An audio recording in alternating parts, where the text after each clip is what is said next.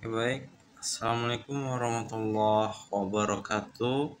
Di sini saya Muhammad Akmal Meza dengan NIM 014 akan menjelaskan sedikit tentang array dan menjelaskan tentang contoh array satu dimensi dan dua dimensi. Oke, di sini sebelum ke pembahasan apa itu array?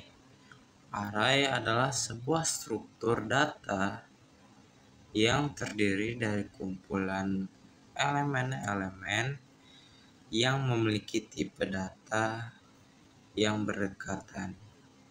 Setiap elemen dalam array memiliki indeks yang unik yang bisa digunakan untuk mengakses dan memanipulasi elemen itu tersendiri.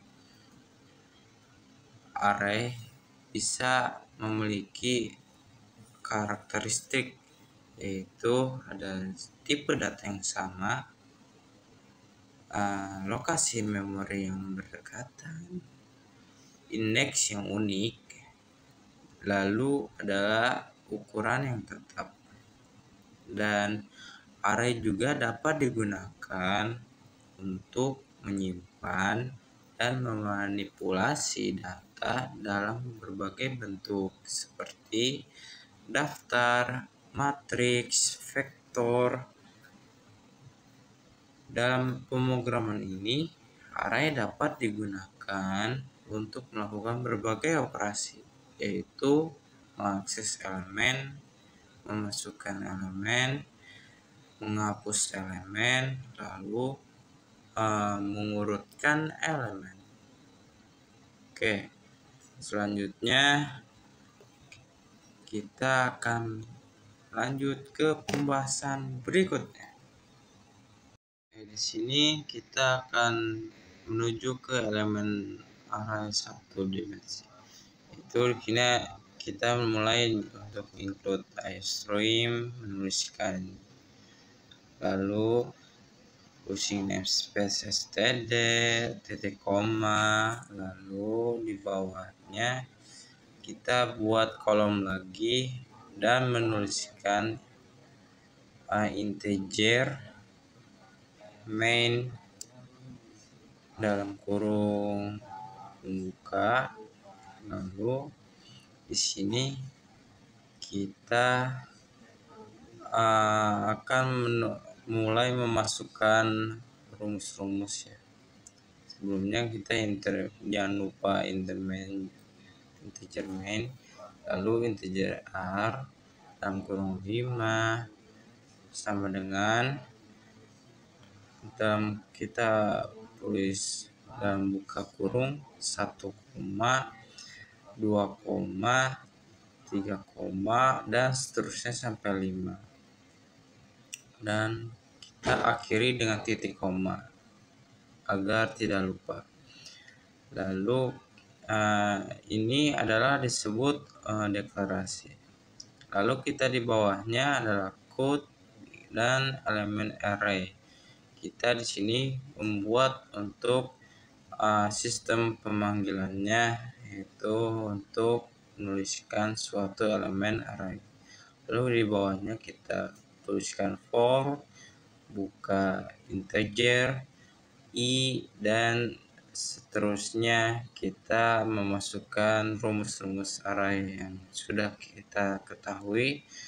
Lalu kita buka kurung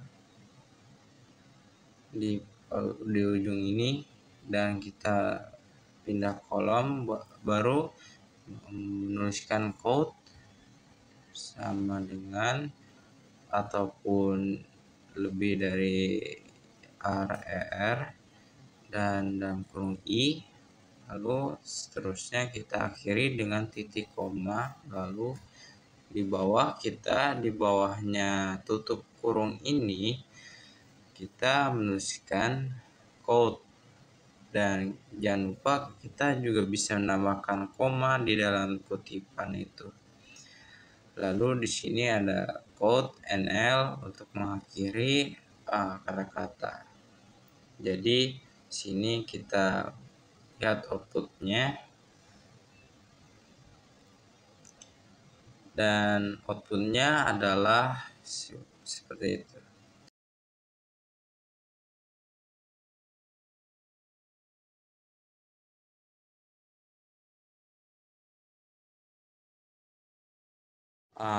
Array 2 dimensi. Itu yang pertama, kita jangan lupa include IOStream, lalu di bawahnya using namespace std, titik koma agar tidak lupa.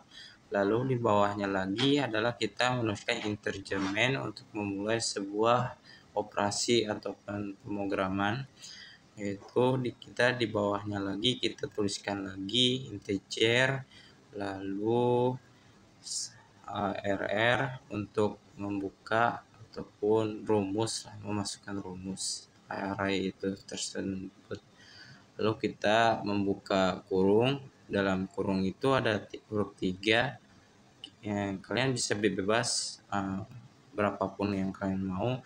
Di sini ada 4 dan kurung lagi, dan di bawahnya kita membuat satu rangkaian dan memiliki 3 barisan, yaitu dari 1 sampai 12. Dan ini semua berurutan dan memiliki jarak ya. Dan setelah itu yang tidak lupa, yaitu ini adalah semua deklarasi yang bisa disebut seperti itu. Oke, baik, di bawahnya kita menuliskan code dan garis miring dan membuka elemen array. Nah, yang dimana ini adalah untuk sistem pemanggilan kembali yang telah kita bahas lagi sebelumnya untuk menjalankan suatu operasi.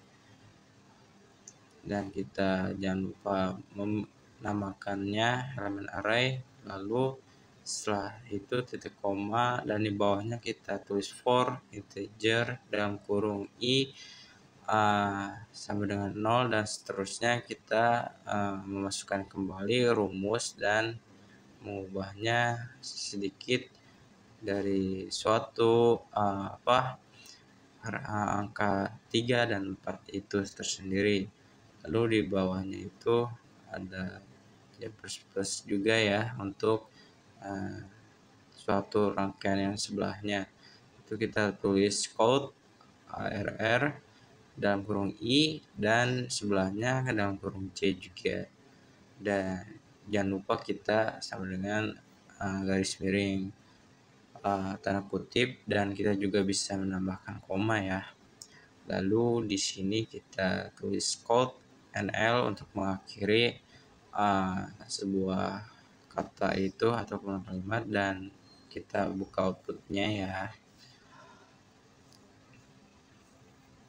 Oke, jadi inilah outputnya. Oke, baik.